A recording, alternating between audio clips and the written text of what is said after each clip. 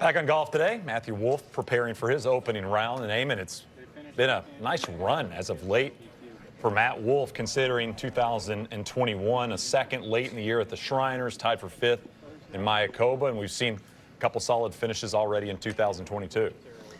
Yeah, and he was one of the great promising guys who came out at the same time as Colin Morikawa, Victor Hovland. Struggled a little bit of late, was very open last year about the mental health stresses attached to this game, took some time off, came back at the US Open at Torrey Pines last summer and actually played really well that week.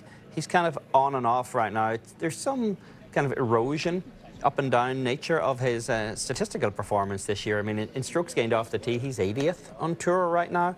He was 12th in that category 2 years ago. But you look at other places where he's really improved. You know, around the green, he's ranked 14th on tour. You go back to last year, he was 184th in that category, and his putting is really solid as well. He's in the top 10 in putting on tour, and he was barely in the top 80 over the couple of years before that. So there are promising signs. I guess it's just a matter of trying to get the consistency for Matt Wolff right now. Find the consistency because, as you mentioned, he's got all the tools. I mean, that's what you're looking for from these young players coming up is, can they do it from tee to green? And he can hit it plenty long enough. He can roll it plenty good enough. And the iron play has always been a strength of his. And when you combine all those things, there's a reason that there's been all the talk about Matthew Wolff and his potential at still a young age.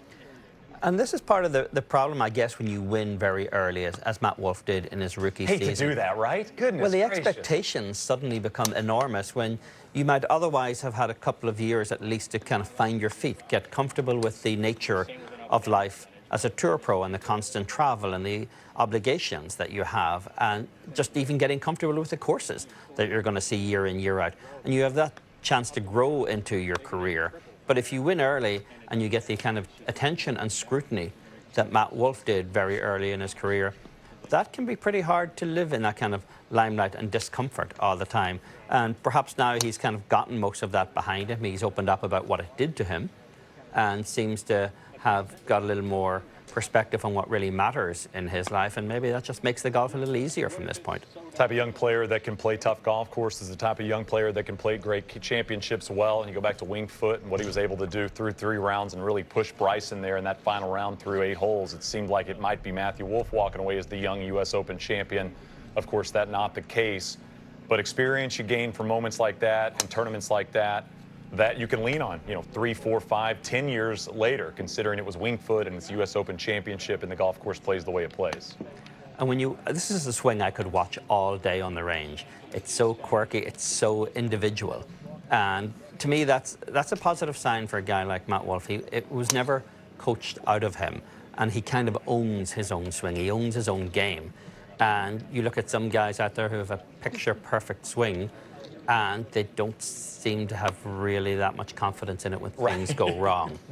Whereas this is a guy who's owned his own swing from childhood and worked a lot, obviously, with George Gankas out in LA, who did not change any of the quirkier aspects of this swing. And, that's a good sign to have that kind of foundation that you have trust and belief in. When things start to go a little bit sideways, that's at least one less thing you have to worry about.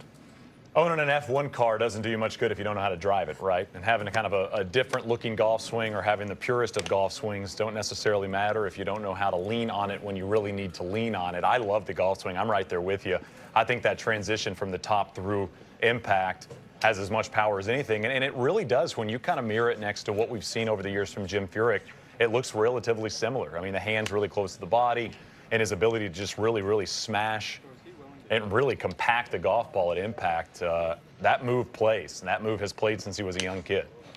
And in a lot of ways, his statistics suggest that he's playing better than his results actually would. I mean, he's top 25 in scoring average on the tour right now. He's putting well, he's hitting his, around the green, his scrambling is terrific. But he was, in his last 4 starts on tour, he was second at the Shriners, finished pretty far down the field at Torrey Pines in the Farmers, missed the cut in the Amex, and was 11th in Houston. So it really is kind of a feast or famine thing with Matt Wolff right now. It just suggests that the consistency isn't there, but he hasn't played a lot of golf over the last 3-4 months.